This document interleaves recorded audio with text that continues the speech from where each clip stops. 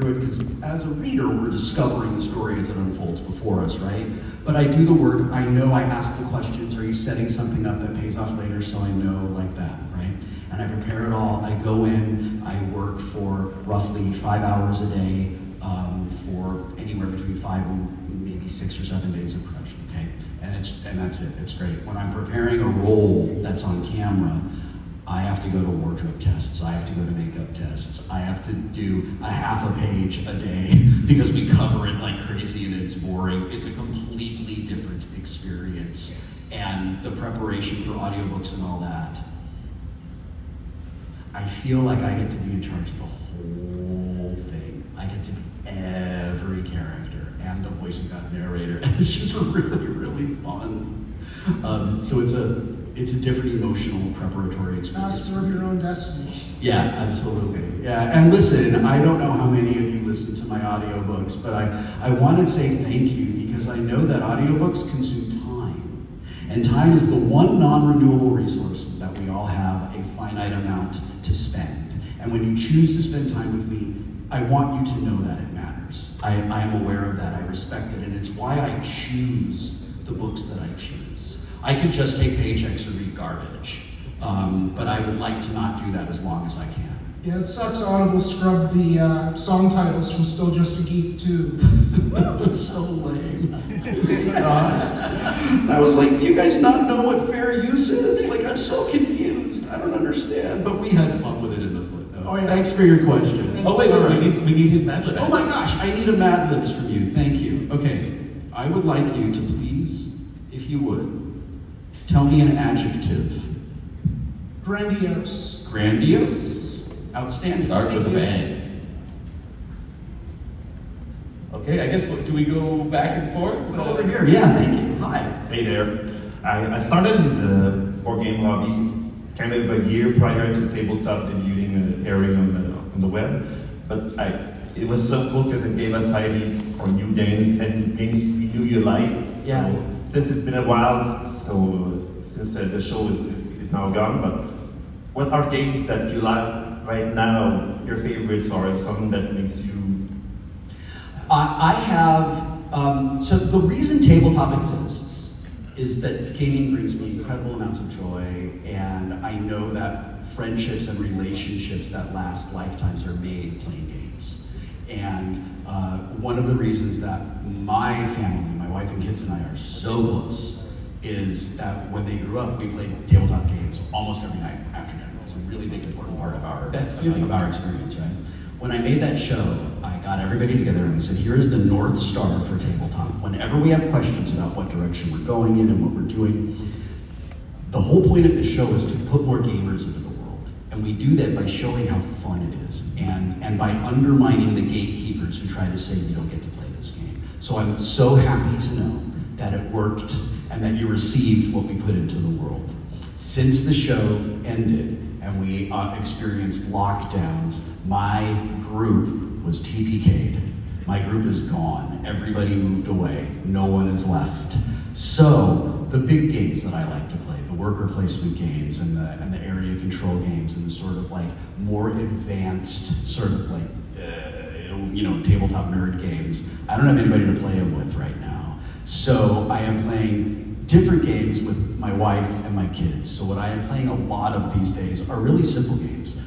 We play Quirkle, we play Cromino, we play Sushi Go, my wife and I play Patchwork. I do RPGs with some friends. So like I'm working on a Mothership game right now, and I'm very close to joining something very, very cool that D&D is involved in. But I can't say anything about it. Would you please give me a verb that ends in ing? Spelling. Spelling, thank you. That's great. Grandiose and spelling. So far, so good. That's really funny. Next question over here. Hi, Will. Mark. Hi, great.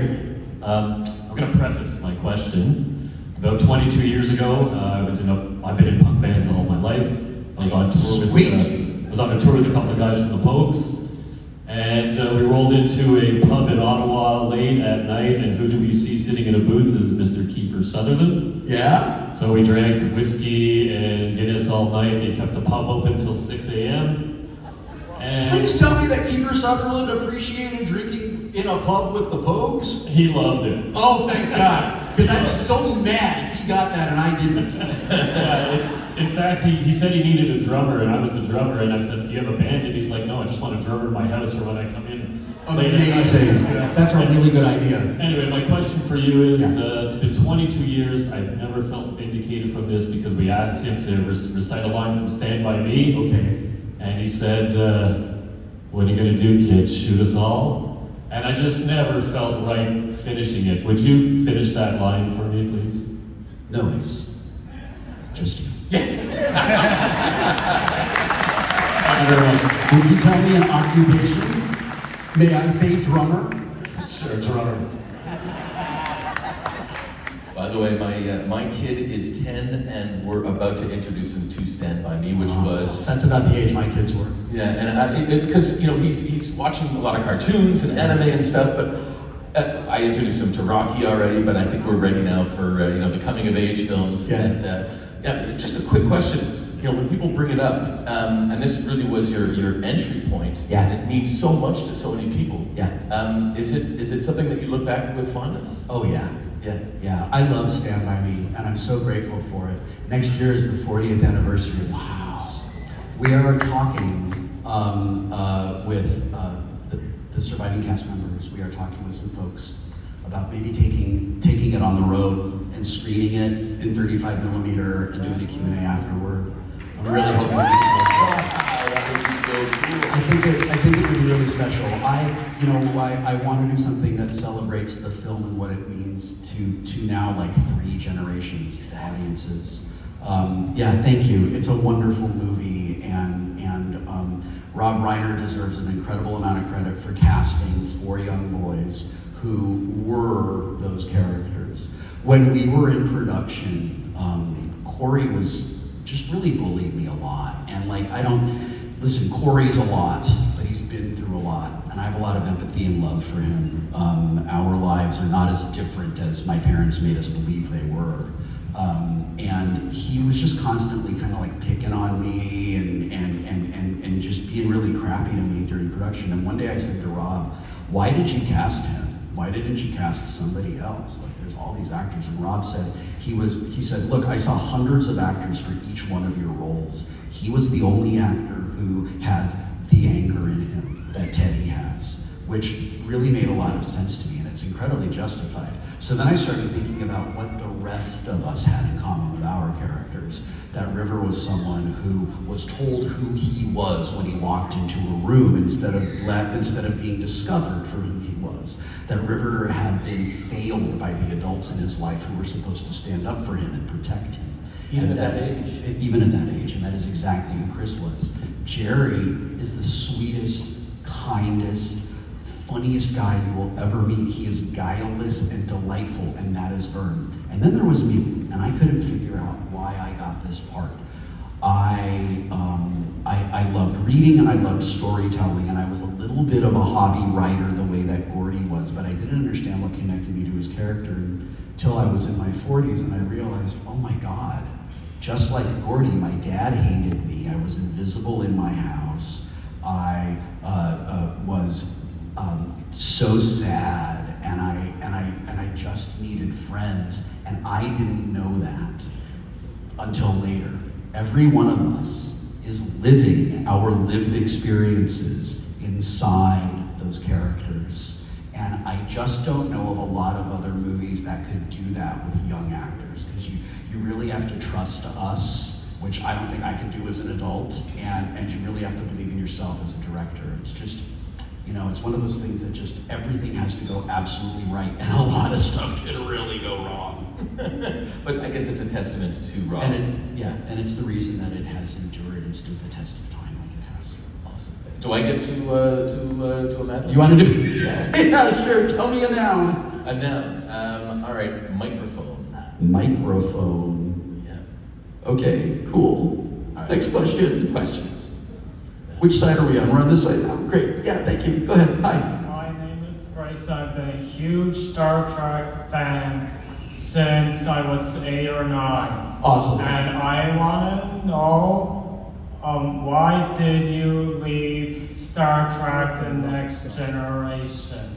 The season that I left the show, I had been cast by a renowned, prestigious director named Milos Forman. He directed a movie called One Flew Over the Cuckoo's Nest. That's sort of what everyone knows him for. He was making a movie called Valmont, and I was cast to be one of the really important characters in this movie, and it was gonna be a really big lift to my film career. And Rick Berman, the executive producer of Next Generation, told me that I couldn't do the movie because I had to go work on the show. The movie was being shot during our hiatus, and they were gonna need me for a week after we began production of the next season. He said, it is a Wesley Crusher episode. It's all about Wesley. We can't write you out of it. We can't redo the schedule. You know, we can't do this without you. You can't do the movie. And I was heartbroken by that, but I knew that I had a responsibility to Star Trek, so told him that I couldn't do the movie.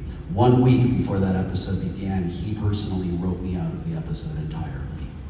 And the message that I got from that was, he did not view me as a person. He didn't respect me as an artist. He didn't care about my career. He wanted to control me, and he wanted to make sure that I knew that he could control me. Marina Sirtis told me shortly after that happened, he knew that if you had done that movie, you would have been a legitimate movie star, and you would have deserved more money, and you would have outgrown what he wanted for you. When that happened, I was so angry, I was offended, I was hurt, I felt betrayed. How old were you? 16, I think. And I was already kind of figuring out that I didn't like this thing that my parents were making me do. I loved my cast, and I loved being part of Star Trek, it's amazing. But the whole experience of like being an actor all the time, I just didn't like it. So I was mad, and I went to my agent directly, and I was like, get me off this show. I'm not gonna work for somebody who treats me with the same kind of contempt that my dad does. And they wrote me out. And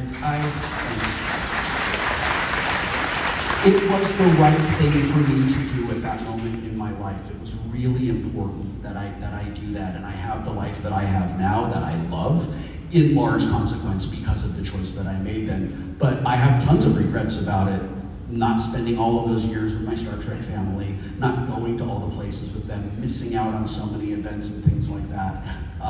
But listen, like we say in the episode Tapestry, my life is this incredibly rich tapestry of all kinds of things, and if I pluck on one thread, the whole thing unravels.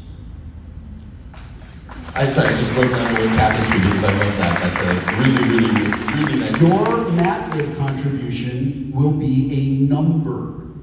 Tell me any number you want. 9. 9. Done. Thank you for your question, and thank you for the number 9. Hi, how are you? Hi, Wayne. Thank you to be here. First of all, my question is going to be about the Big Bang Theory. Okay. And I want to know what was your favorite moment and why? My favorite moment was during rehearsal, in the episode where we go to watch Star Wars, and I walk down in a Star Trek outfit.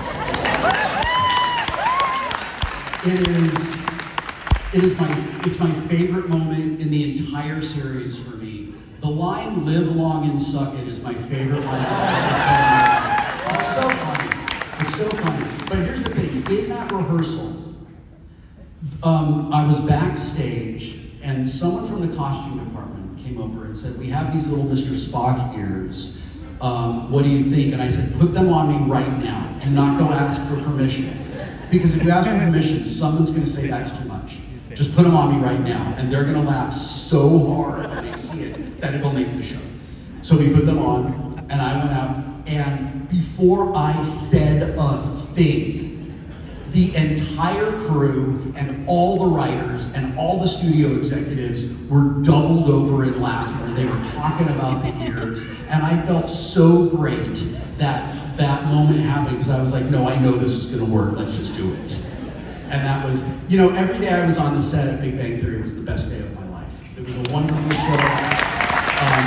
Bill Craig and I are extremely close friends. John Osvaldi and I are extremely close friends. These friendships have endured because of that show. It's been an amazing part of my career. I'm lucky to be part of another thing families watch together.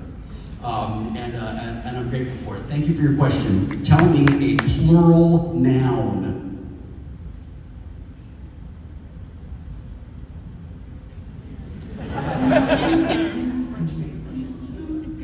Something. Something. Okay. Some things is a plural noun. Some things. Awesome. And it works in context. Thank you. Thanks very much. All right. Go ahead. Hi. Hi, Will. Hi. I loved you on Celebrity Jeopardy. Very, very well. Thanks. Yes, anyhow. As a parent, Yeah.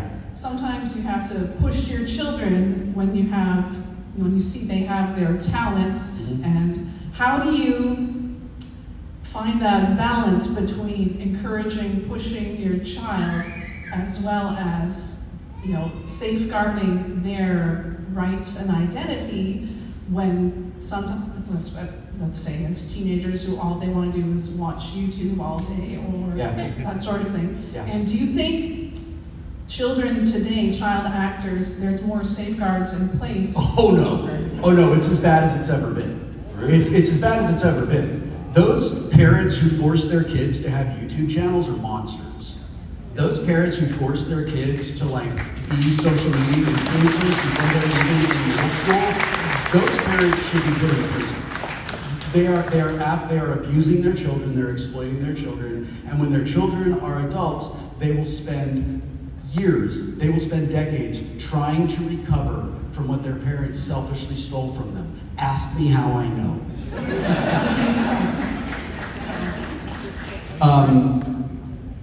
Give me a verb, please. Spelunk. Nice. Nicely done.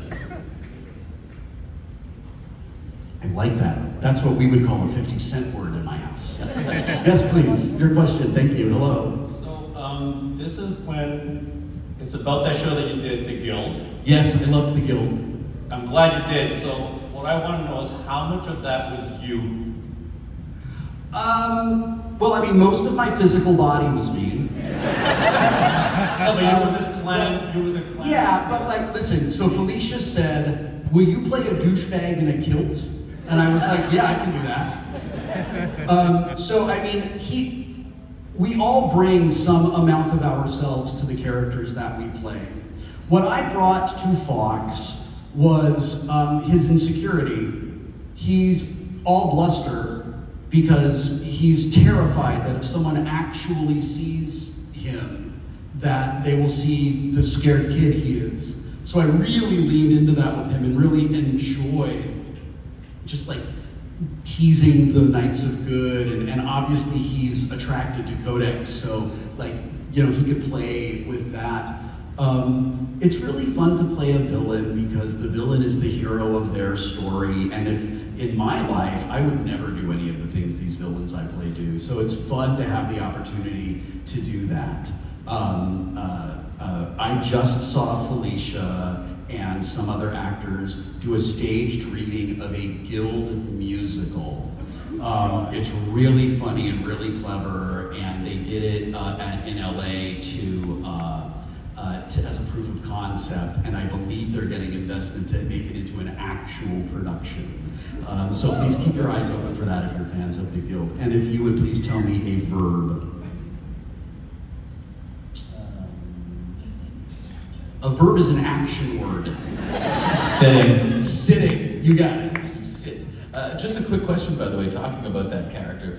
What would you say is the character that you had the most fun playing of all the different characters? Oh, it was really, really fun playing the trolley Will Wheaton on The Big Bang Theory for the first probably 5 seasons I was on the show. Yeah. It was really, really fun. Because it was just every time I was there, I just got to be devilishly evil, There was always a little bit of a mustache twirl and all of that stuff. And also it was just such a great environment. It was such a great work environment. It really Exactly seems what like you it. wanted to Yeah. be. I mean, I just talking to you about it, you can kind of your face is telling the whole story. That was a very special experience. Yeah, they're lovely. I'm grateful that I know them. Your question. Hi. Hello there.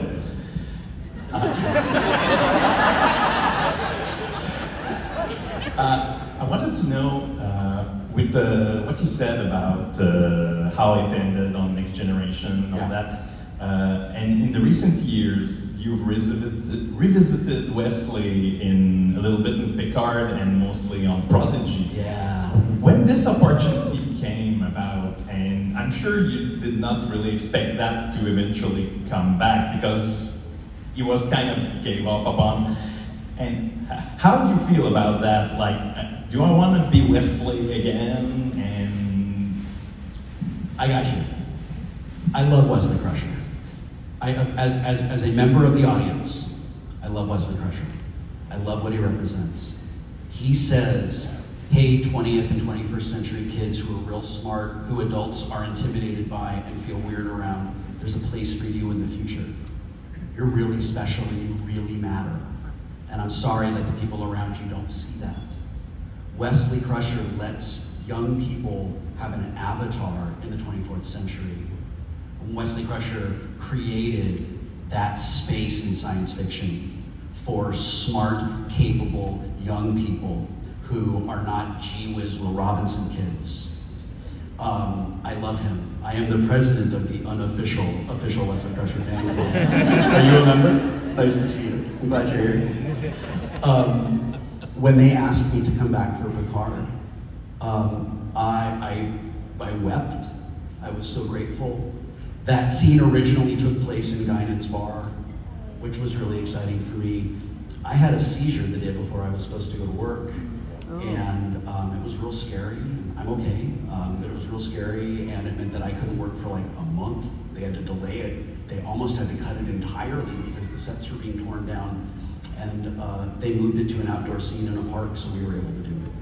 When Prodigy came around, one of my friends was writing for Prodigy, and she said, I think we're doing some stories about Wesley the Traveler, and I was like, what? That's the most amazing thing ever. And she said, do you want to talk about your ideas about him? And I said, you know, I've been writing fan fiction about Wesley the Traveler for like 20 years. That's true. I would love to do that. I got to help. I got to sit down and talk about who he was as a traveler. I got to talk about with the writers, and I got to influence how that character was portrayed on Prodigy. And I loved so much the symbolism of Wesley Crusher being created in 1987 so that young people had someone to relate to, so that they could be exposed to these really big ideas and have fun watching it with their parents. Prodigy exists so that kids have an entry point into Star Trek. And I love that Wesley got to go back and say to the kids who are now their avatars, I was you. Let me help make this easier for you. I loved that so much. And also his clothes were really cool. Tell me an exclamation.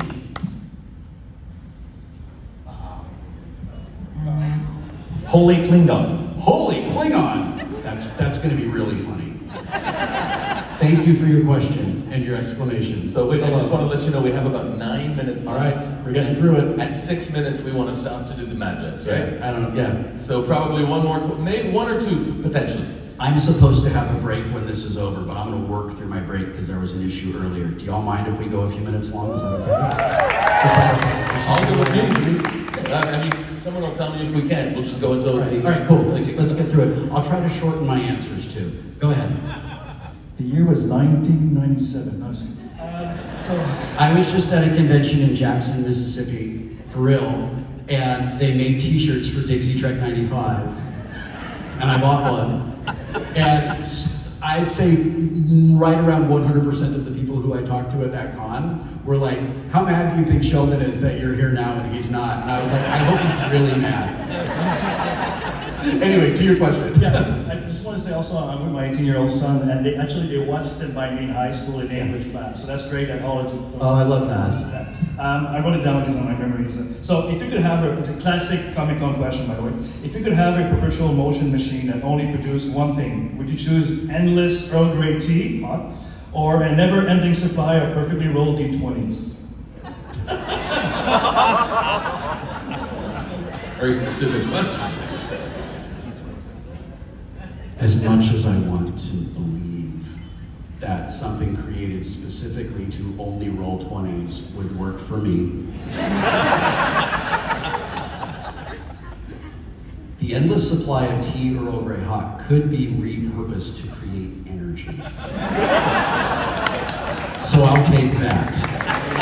Would you please give me an adjective?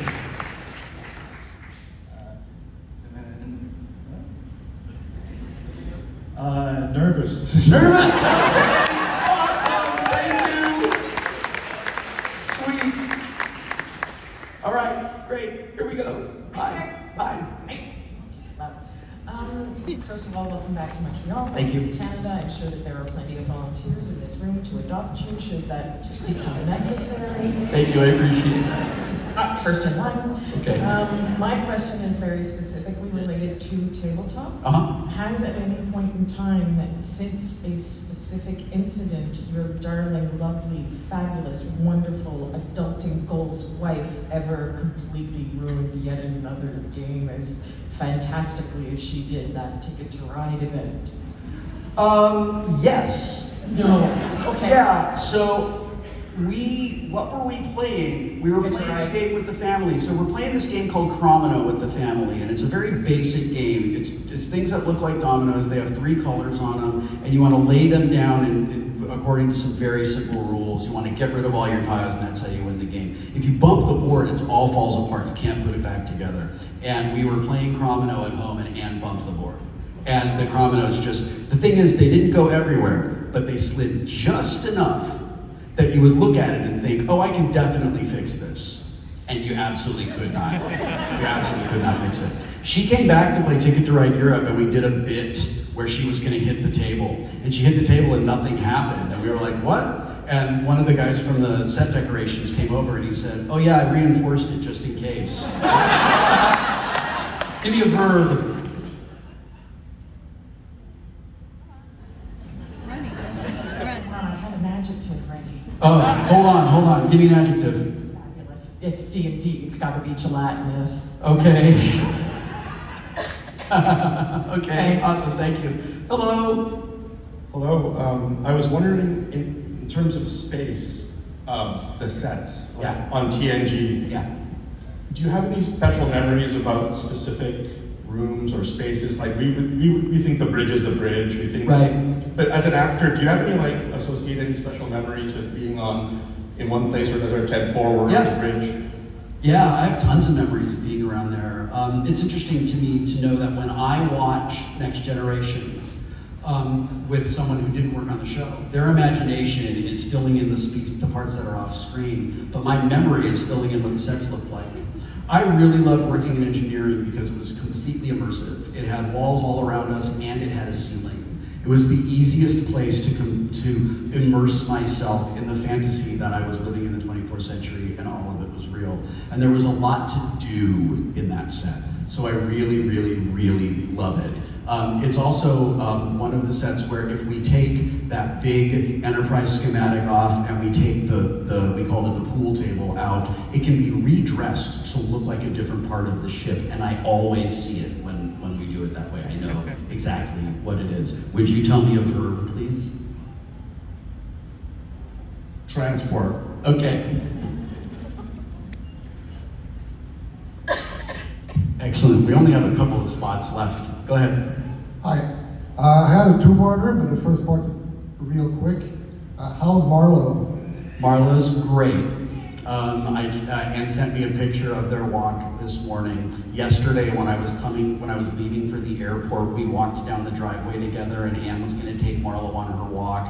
And I got in the car, and Anne texted me about 20 minutes after I left, and she said, you left, and Marlo sat down and kept looking to see when you were coming back. And I was like, oh no. And she said, yeah, she walked up to the door and was like, where's Dad? And then when they got back from the walk, she went right to my side of the bed and laid down. So I think she's having a little bit of a sad, which is appropriate. I'm having a little bit of a sad too. What's your second question? Was about your audiobook work. I was wondering, you said you are choosing your work very carefully. Do you have a dream fiction, non-fiction work that you'd like to turn into an audiobook? Yeah, what I want to do more than anything is narrate Stephen King's short story, The Body, which is the source material for Stand By Me. I want to do that so that it can be released next year or before next year on account of being the 40th anniversary. I think it might be one of the most no-brainer pairings of material and performer in history. And we are having an incredibly difficult time getting the rights holders to acknowledge that we exist.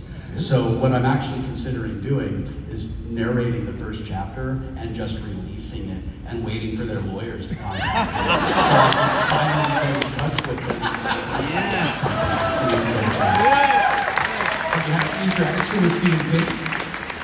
Please tell me a part of the human body. Humorous. Love that. Just a question, when you were talking about the body, have you had any interaction with Stephen King? No, Stephen King was directing Maximum Overdrive when we were working on Stand By Me, and I never had an opportunity to meet him. I've narrated for his son Joe a couple of times, and Joe and I have some mutual friends, and that's actually one of my sort of like last ditch efforts to try to reach him. Everyone agrees that if we can get him to say, yeah, that'd be cool if you did that, that suddenly our phone calls will be reaching. So we're hoping, fingers crossed. Thank you for coming up. What is your question? Hi. Like, I think a lot of people in this room, I grew up with Star Trek, and Star Trek came to you, or I guess you came to Star Trek at a really young age. Yeah. So how would you say that the world of Star Trek has shaped who you are today, and what kind of lessons have you taken from it? Star Trek has a very powerful, clear, unambiguous, secular humanist message. Star Trek celebrates equality and diversity, empathy and compassion. Star Trek promises us a post-scarcity society. The thing is, there's enough for everyone. Right now, there's enough for everyone. And we're doing a shit job of making sure that things are distributed fairly and equitably. Star Trek says there's a future where that happens because it is the thing to happen. Star Trek taught me all of my values. Before I was part of Star Trek, one of my earliest memories is listening to a Star Trek record. The voice actors were not the actual Star Trek actors, they were voice actors. And there were records that were released in the 70s. So this would have been around 1975, I guess. I feel like I was probably 3 or 4 years old. And I remember listening to it on a little plastic turntable that you cranked up, it was like a toy. And I loved it. I loved the stories. I thought they were so cool. And then as I got older and started watching the series, I saw its anti-racist and anti-classist and pro-human message. And I was like, that is the future I want to live in. And I've spent my whole life trying to help make that future real. It was a gift that I got to be on that show. There is someone in the world who's grown up loving Star Wars and they get to work on like Andor or something like that. It's like that for me. It was just amazing. And one of the reasons that I care deeply about Star Trek, George Takei taught me when I was working on Next Generation that Star Trek's bigger than us. Star Trek's not just a show. It's a community, it's a philosophy, it's really important. He said some of us choose to carry that torch and hand it off so that the community keeps going. And he said when I was like 15 or 16, I think you might be one of the people who might want to do that. And I was like, please teach me, because I love watching you do it. And I got to I didn't have handed it off yet, but I've talked to some of the young people that are on some of the shows right now, and I see that in them. And it's really wonderful for me, and weird, you guys, it is weird that I'm an elder. It's so weird, but I am. I am, and I love it, and I'm really grateful for it. Would you please tell me a plural now? Bees. Bees! The bee's knees. The time is actually up. I know that you want to stay a little bit more. I just have to get someone from Comic-Con to say we can keep going. But in the meantime, let's take one more question and then do the Mad Lib. Then I'm going to read you this story. And I hope it works. I don't know. We may find out that this didn't work at all. But we don't know until we try. What is your question? Hello. Hi.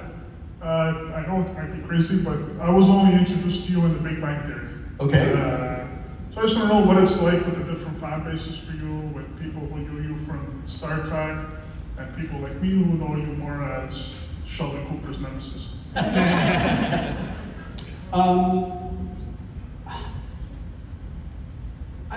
I don't spend a lot of time thinking about how the fandoms are different.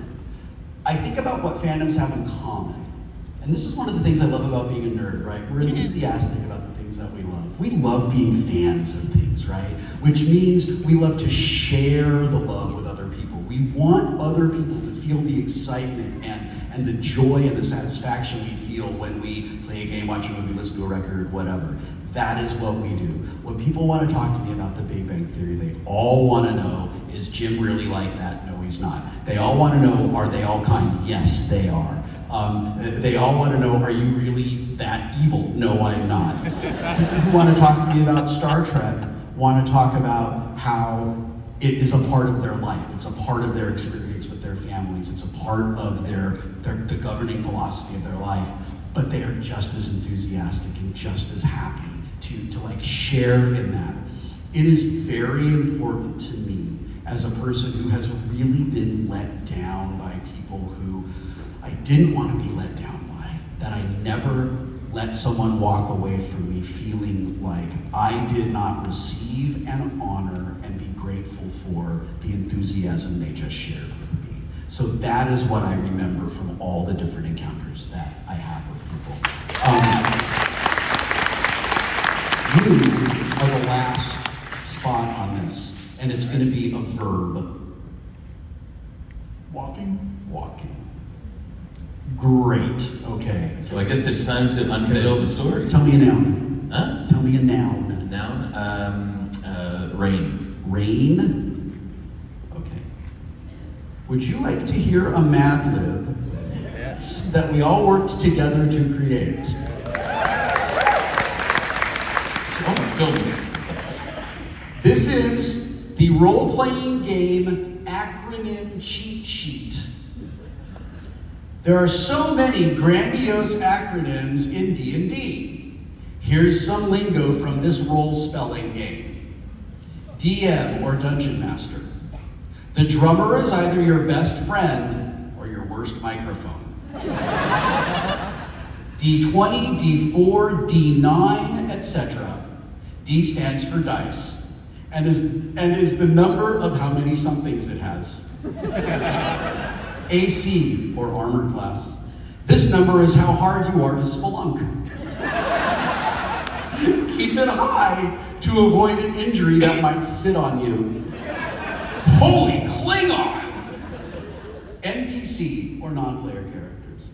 These are the DM's nervous puppets who transport you through the world.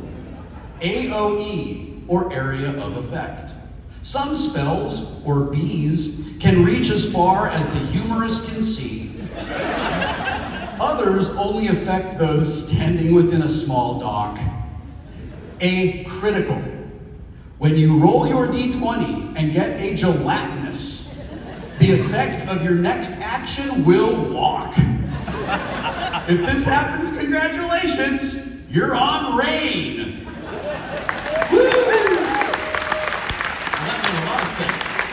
Thank you for doing silly magic with me. Y'all, my time is up. I've gone over. I deeply appreciate you for being here. Thank you so much.